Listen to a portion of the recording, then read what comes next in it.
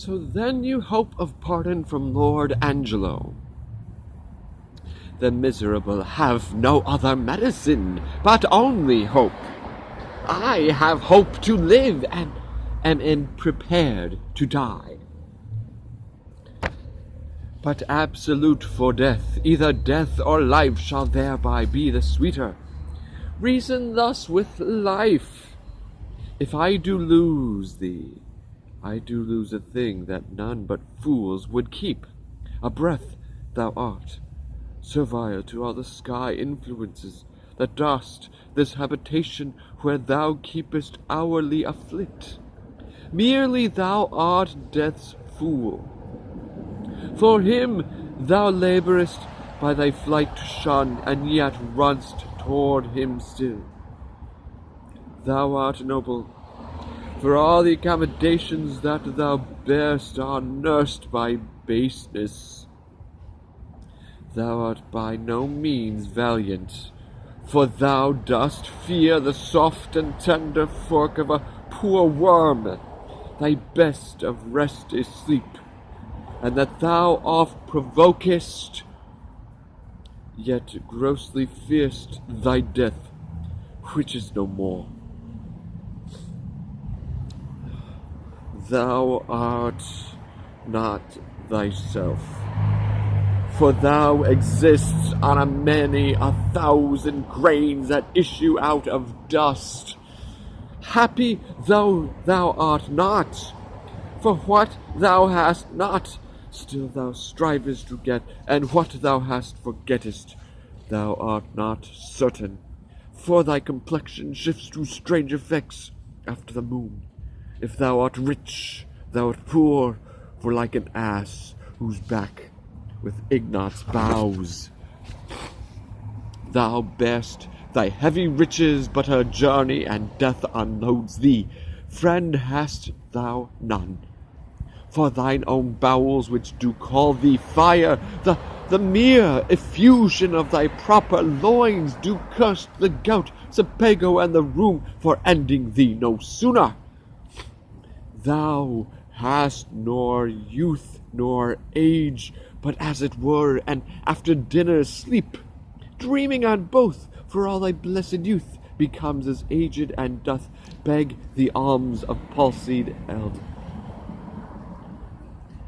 And when thou art old and rich, thou hast neither heat, affection, limb, nor beauty to make thy riches pleasant. What yet in this that bears the name of life? Yet in this life lie hid mo 1,000 deaths. Yet death we fear that makes these odds all even. I humbly thank you. To sue, to live, I find I seek to die, and seeking death find life. Let it come on. What ho! Peace here, grace, and good company. Who's there? Come in, the wish deserves a welcome.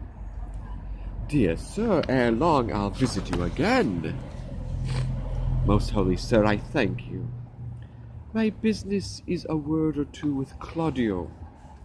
And very welcome. Look, signor, here's your sister. But Provost, a word with you. As many as you please. Bring them to hear me speak where I may be concealed. Now, sister, what's the comfort? Why, as all comforts are, most good indeed. Lord Angelo, having affairs to heaven, intends you for his swift ambassador, where you shall be in everlasting leisure. Therefore, your best appointment make with speed. Tomorrow you set on. Is there no remedy?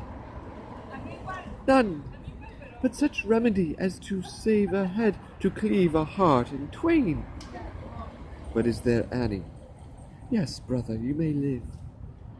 There's a devilish mercy in the judge if you'll implore it, that will free your life, but fetter you till death.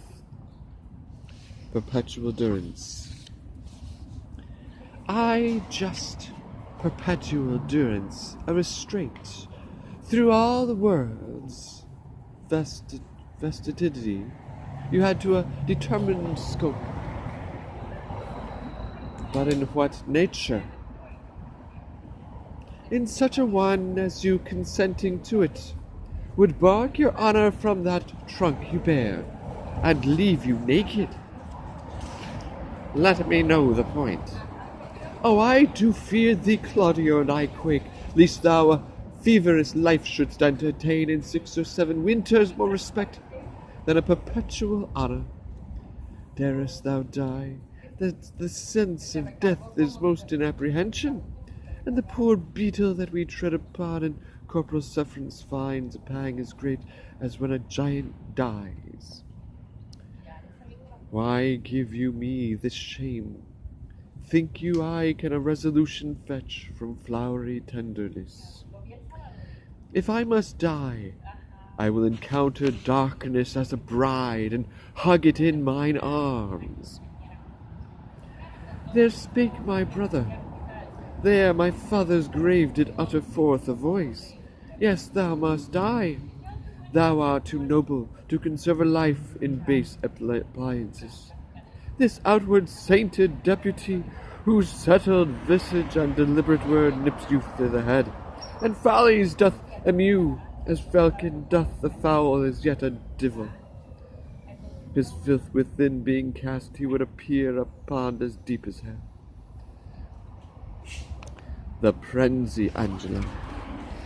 Oh, 'tis the cunning livery of hell, the damnest body to invest and cover in Prenzy guards. Dost thou think, Claudio, if I would yield him my virginity, that mightest be freed? Oh, heavens, it cannot be. Yes, he would give it thee. For this rank offence, so to offend him still, this nightest be the time, that I should do what I abhor to name, or else thou diest tomorrow. Thou shalt not do it. Oh, were it but my life, I'd throw it down for your deliverance as frankly as a pin. Thanks, dear Isabel. Be ready, Claudio, for your death tomorrow. Yes, as the affections in him that thus can make him bite the law by the nose when he would force it. Sure it is no sin, or of the deadly 7 it is the least. Which is the least? If it were damnable, he being so wise, why would he for the momentary trick be perdurably confined? Oh, Isabel, what says my brother? Death is a fearful thing, and shamed life a hateful.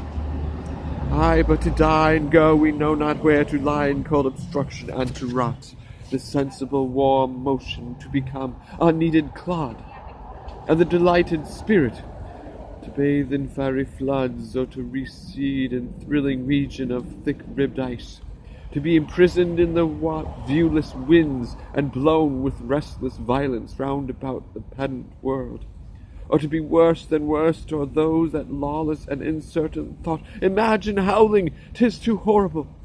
The weariest and most loathed worldly life that age, ache, perjury, and imprisonment can lay on nature as a paradox to what we fear of death. Alas, alas, sweet sister, let me live. What sin you do to save a brother's life, nature dispenses with the deed so far that it becomes a virtue.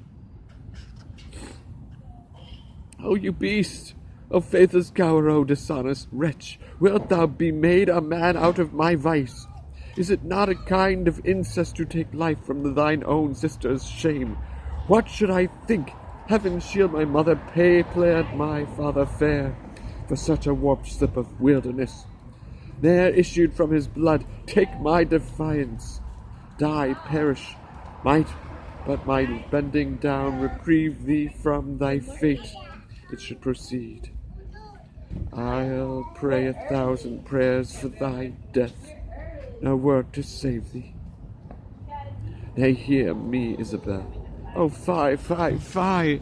Thy sin's not accidental, but a trade. Mercy to thee would prove itself a bawd. 'Tis best that thou diest quickly. Oh, hear me, Isabella. Vouchsafe a word, young sister, but one word. What is your will? Might you disperse with your leisure, I would by and by have some speech with you.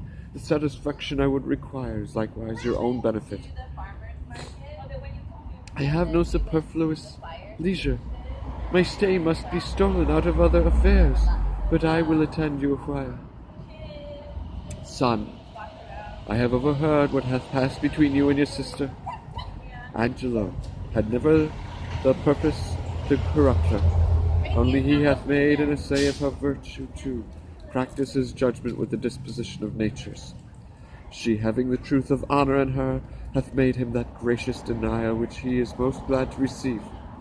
I am counsellor to Angelo, and I know this to be true. Therefore prepare yourself to death. Do not satisfy your resolution with hopes that are fallible.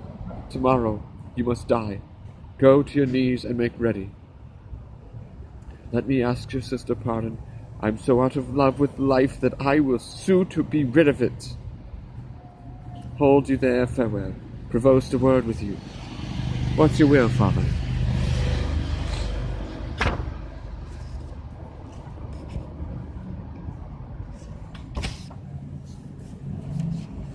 That now you are come, you will be gone.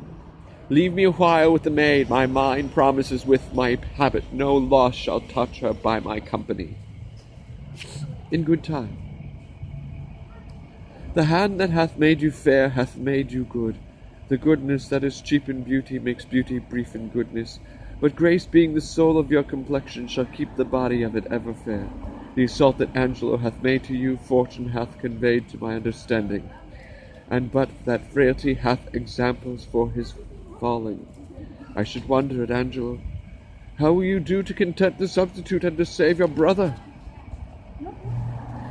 I am now going to resolve him. I had rather my brother die by the law than by some son should be unlawful born. But oh, how much is the good Duke deceived in Angelo! If ever he return, and I can speak to him, I will open my lips in vain or discover his government. That shall not be made much amiss. Yet as the matter now stands, he will avoid your accusation. He made trial of you only. Therefore fasten your ear on my advisings. To the love I have in doing good, a remedy presents itself. I do make myself believe that you may now most uprighteously do a poor wronged lady a merited benefit. Redeem your brother from the angry law. Do no stain to your own gracious person, and much please the absent Duke, if peradventure he shall ever return to have hearing of this business. Let me hear you speak, father. I have spirit to do anything that appears no foul in the truth of my spirit.